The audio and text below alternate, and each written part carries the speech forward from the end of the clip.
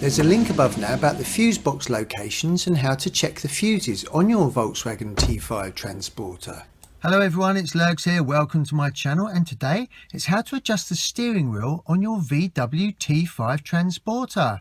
Right, let's get cracking. Now it's really important when you're driving that you've got a really good steering wheel position and a good seating position, because obviously every single person is a different shape and size. So what you do is in the driver's seat, underneath the steering wheel, there's a lever. Just pull that down.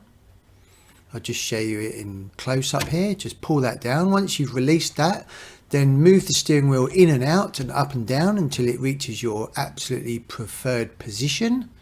Once you're happy with that, then flick that lever back up, and that then locks the steering wheel into that exact position. And then that is it, and then you can go off and drive and be superbly comfortable. And there's a link above now about the OBD2 port location on your VW T5 Transporter.